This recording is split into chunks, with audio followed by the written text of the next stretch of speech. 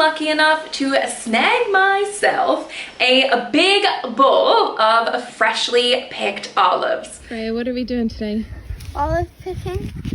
In our area, we have community pages on Facebook where oftentimes very generous people are willing to share their abundance of fruit. I caught one of these posts, so I thought I'd share with you what I've done in the process of preserving these olives so far and our very last step in order to make the process complete. There are different types of olive trees that you can plant, and I'm not exactly sure which type we were picking from. To me, they look like the Greek olives, the Kalamata olives. What I do know are that all olives start off green, and as they mature, they turn into a dark brown or black color. We like both green and black olives, so we picked a mix of both. The very first thing the kids learned when picking these olives are that you can't pick them and eat them straight from the tree. They have an extremely bitter taste. So you do have to do some preserving before you eat them. And I did warn the kids of this, but... You're gonna try and eat it right off the tree? Yeah. Okay, go on then. There's a pit in it. Yeah. What's the matter? Doesn't taste like an olive out of the jar. That's why the very first step in this process is to soak your olives in water. And you can leave the pits in to do this, but it may take 2 to 3 months for that bitter taste to go away. Or you can pit them first, which is what I did, and it only takes about 10 days to be ready to move on to the next step.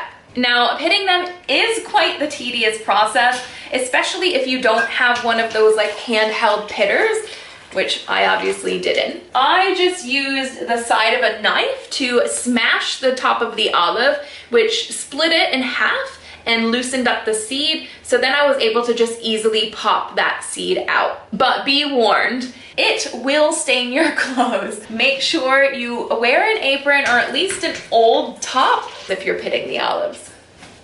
Once your olives are all pitted, put them into a big bowl of water with a couple of thick lemon slices.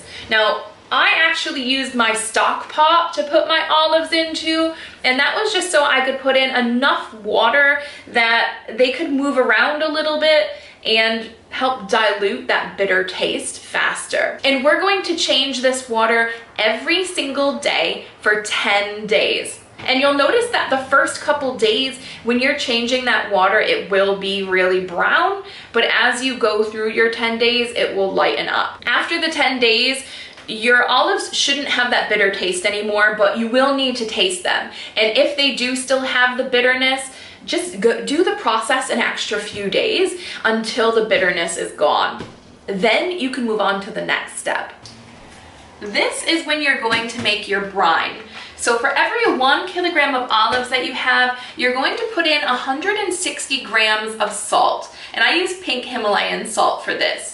So you put your olives, your water, your salt all together in a bowl, mix it until the salt is dissolved, and then leave it for 2 to 5 days. Now for this step and the last, I'm not sure if you can see, but I put an upside down pot lid on top of the olives just to stop the olives from hitting the air, and then I covered it with some cling wrap to keep any bacteria and bugs out. Today we are on to our third and final step with these olives. So I have sterilized all of my jars that we're going to put the olives into.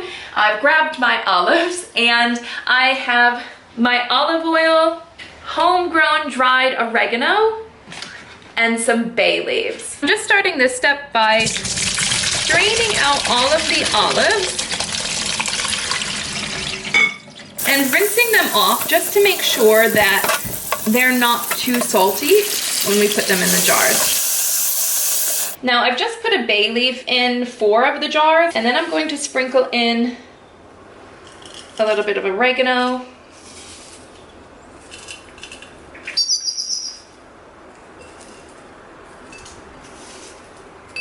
And as we put the olives into the jar, we're just gonna give them a little extra squeeze to get any extra water out, and then fill our jars. I'm just doing 1 scoop at a time. I'm gonna alternate layering oregano and olives, oregano and olives.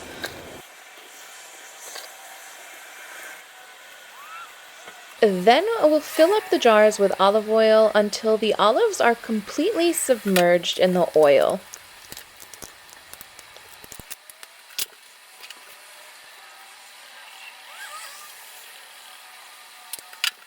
And I'm just going around with a knife here to make sure we're getting out any of those air bubbles that may be stuck in the olives.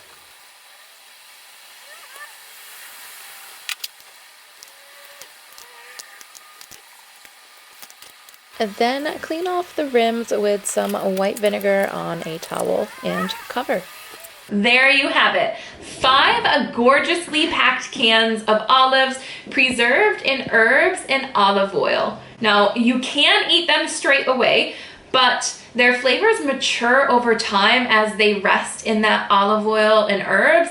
So I would wait at least 2 weeks before you dig into them, just to let their flavors mature. Store them in a cool, dark place and they'll last at least 2 to 3 months, maybe even longer. You can put them in the fridge if you're a little bit nervous about it. It's just that the olive oil will start to congeal, but as soon as it reaches back to room temperature, it will look just like this again. So the process did take some time to get the olives ready to eat. And initially I was thinking, oh boy, this is going to be too much work. But the majority of the process after the pitting was so low maintenance. It was just kind of letting it sit and chill and marinate. So if you get a chance to pick your own olives, give it a go. It's a nice little experience and gives you something really nice in the end. Thanks for watching, and I hope you enjoyed this video. Like and subscribe if you did, and I will catch you in the next one.